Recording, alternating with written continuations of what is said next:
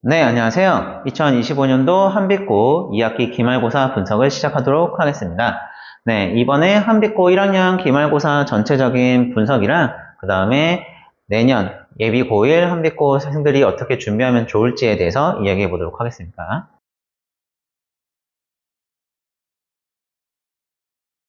네, 이번 한빛고 난이도는요, 2학기 중간고사보다는 살짝 더 어려웠어요. 왜냐면 2학기 중간고사도 좀 쉬웠고 이번 문제도 쉽기는 했는데 약간 고난도 문제가 평소에 비해서 조금 더 어렵게 나왔어서 한 3문제 정도는 제가 상난도로 구분을 했고 이 3문제를 풀 수 있었으면 이제 상위권으로 갔을 것이고 아마 이 문제를 못 풀었으면은 이제 1등급과 2등급 그 사이로 내려갔을 것 같아요.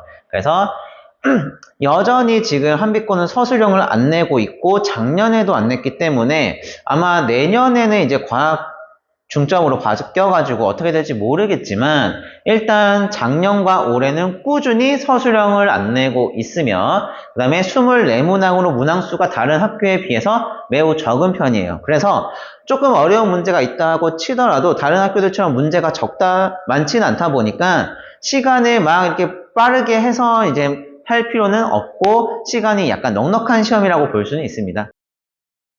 그리고 이제 굳이 문제 난이도를 상난이도, 중난이도, 하난이도로 나눴을 때 중난이도와 하난이도 자체에서는 다른 학교에 비해서 쉬워요. 하난이도는 뭐 당연히 다른 모든 학교가 쉽겠지만 중난이도는 이제 조금 계산 문제가 들어간다거나 약간 조금 과학적 이해와 사고를 필요로 하는 문제들도 종종 있는데 한빛고 사실은 이번 1년 내내도 그런데 중난이도가 약간 시중교재에서 전형적인 문제들을 내다 보니까 적당히 어느 정도 공부를 한 친구들은 중하 난이도까지는 충분히 풀어낼 수 있는 시험입니다. 다만 이번 기말고사에서 상난이도가 꾸준히 그렇긴 했는데 물론 이번 2학기 중간고사에는 안 그랬지만 1년 전체로 보고 작년에서 봐도 그렇긴 한데 한빛고 통합과학 선생님이 어떻게 하냐면 시중교재에서 이제 전형적인 유형들에서 숫자 바꾸기나 약간 조금 계산식 바꾸기가 아니라 자료 해석이나 표 아니면 그림 같은 경우 신유형으로 많이 내는 경우가 있어서 약간 그런 부분을 어려워하는 친구들이 힘들어하는 시험이고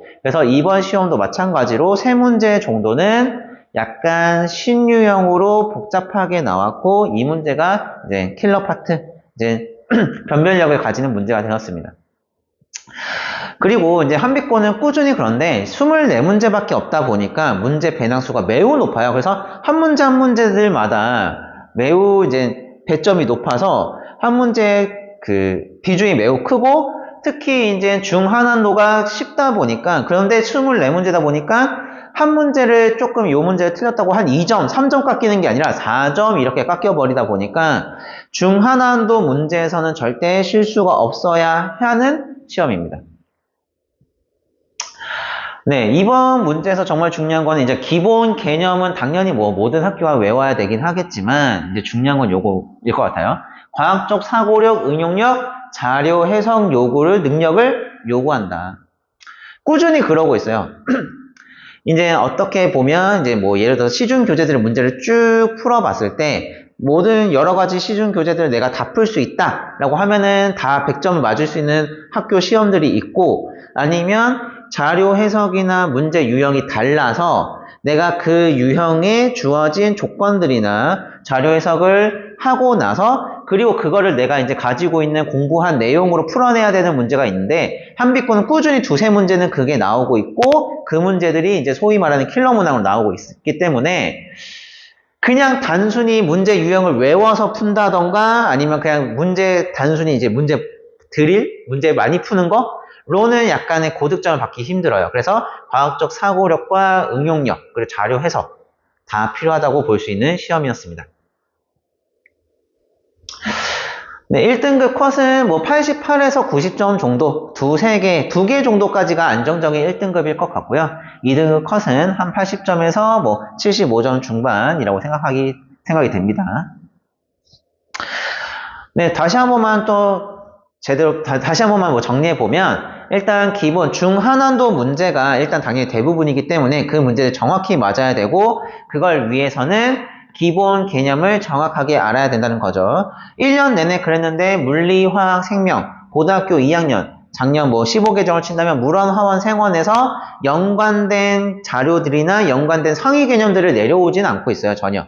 교과서와 학습지 딱 두 개만 정확하게 외우고 있다면 충분히 문제를 풀 수 있을 만큼의 개념을 요구하고 있고, 그 다음에 문제 수가 너무 적고 서술형도 없기 때문에 한 문제 한 문제가 생각보다 타격이 크다. 그래서 1등급을 안정적으로 맞기 위해서는 실수를 하면 안 된다는 거. 실수를 한 개 하면, 그러니까 어려운 문제 2개 정도는 틀려도 1등급은 나올 수가 있어요. 근데 만약에 중하난도 문제에서 1개를 틀려서 3개를 틀렸다가 되면 이제 1, 2등급 컷 라인에서 이제 걸치게 되는 시험입니다. 그래서 문항수 자체가 적고 배점이 높기 때문에 절대 실수하면 안 되는 것이고, 그 다음에 신유형으로 문제가 잘 나오기 때문에, 그리고 평소에 보지 못했던, 내가 풀어봤을 때 볼 수 없었던 자료가 주어지기 때문에 그 자료를 해석할 수 있어야 되고, 그 자료 해석한 것을 내가 공부한 개념에 적용시킬 수 있어야 되는 문제였습니다.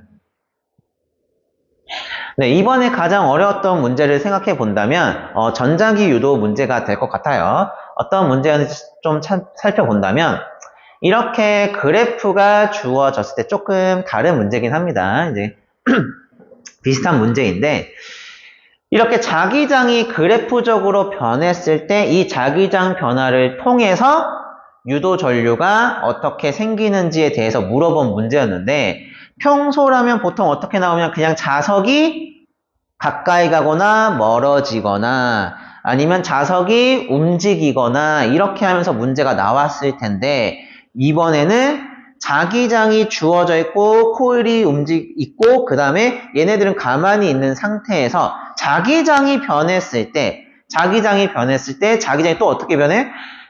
크기가 바뀌는데 여기서 플러스 마이너스 방향이 바뀌었을 때 이때 유도 전류가 어떻게 생기는지 찾을 수 있어야 되는 문제였고, 이런 거는 심한 문제까지 충분히 풀어보던 친구들이 풀 수 있었을 것 같습니다.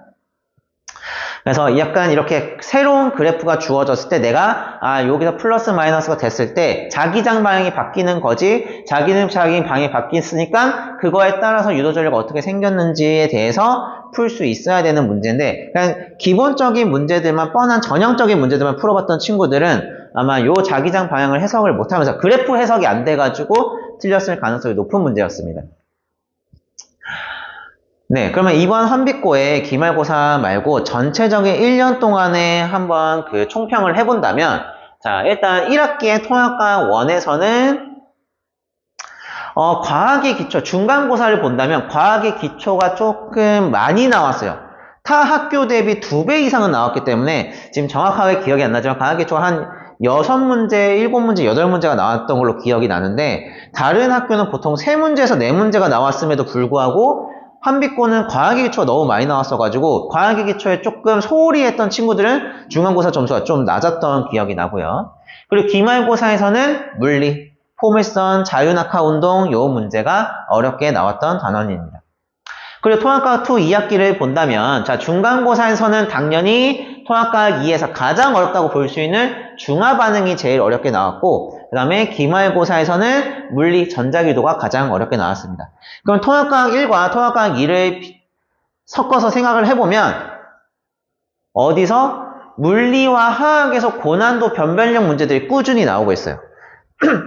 지금 이거는 근데 올해뿐만이 아니라 작년도 마찬가지인데, 통합과학을 보면 크게 나눈다면, 4가지로 나눈다면 물리, 화학, 생명, 지구과학으로 나눌 수 있을 것 같은데, 물리와 화학에서 고난도 문제들을 꾸준히 내고 있고 여기서 변별력을 가르고 있기 때문에 환비고 이번 시험에서 물리와 화학을 조금 제대로 공부했거나 심화 공부까지 되었던 학생들은 고득점을 쉽게 편하게 받을 수 있었던 시험이고, 물리, 화학을 어려워하고 또 응용력이 조금 떨어진다던가 계산력이 떨어지는 친구들은 약간 1등급까지 맞기가 어려웠던 시험입니다.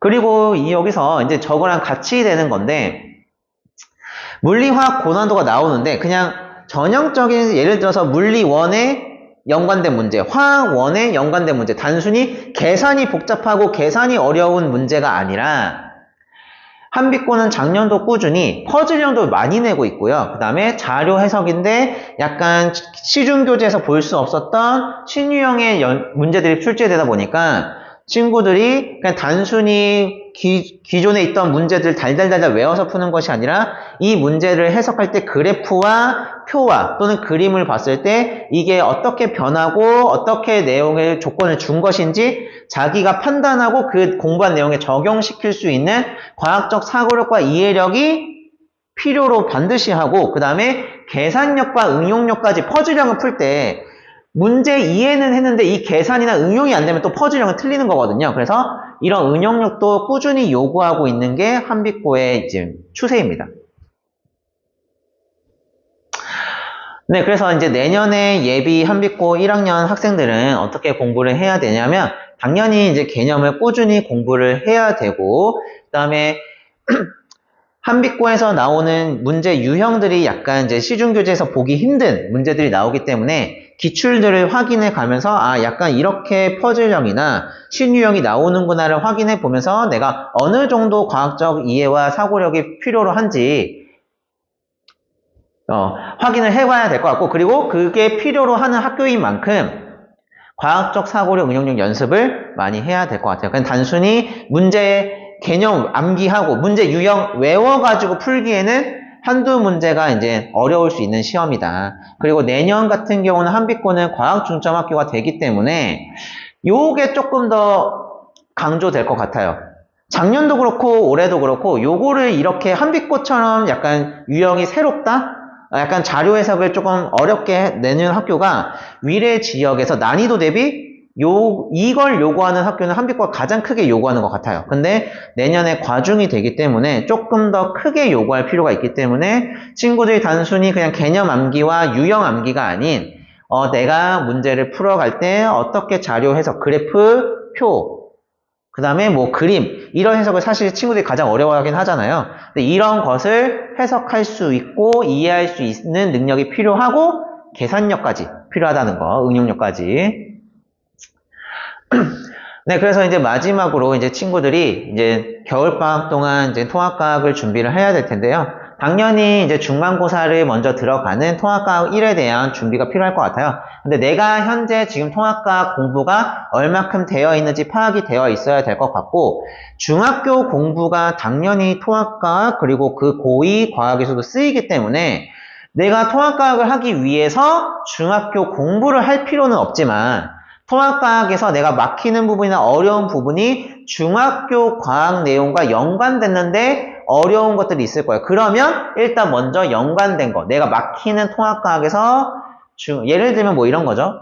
운동량, 충격량, 자유낙하 운동이 공부가 안 된다. 그러면 중학교 과정에서 중력이라든가 아니면은 등속도 운동 이런 것을 조금 볼 필요가 있을 것 같고 화학에서 약간 그 주기율표라든가 공유결합, 이온결합이 안 된다. 그러면은 중학교에서 원소, 이온 이 정도를 다시 한번 볼 필요가 있을 것 같고 그 다음에 뭐 엘니뇨, 라니냐가 잘 안 된다. 그러면은 기압, 뭐 바람 여기를 공부를 할 필요가 있듯이 연관된 과목에서 중학교 공부에서 조금 부족한 부분을 채우고 보는 게 훨씬 나을 겁니다. 그래서 그리고 그렇게 해서 공부를 조금 꼼꼼히 계획적으로 해서 내가 통합과학 1에 대해서 공부를 미리 해보면서 내가 부족한 부분과 어렵고 이해가 잘 안 되는 부분을 찾아내고 그 찾아낸 부분에서 중학교 과학이 연관된 부분이 있으면 그거를 중학교 공부를 다시 한번 좀 해보고 빈칸을 채워넣고 좀 체계적으로 공부를 하는 것이 내년에 과학 중점 학교로 바뀌는 한빛고 시험에서 키워드가 될 것 같고요.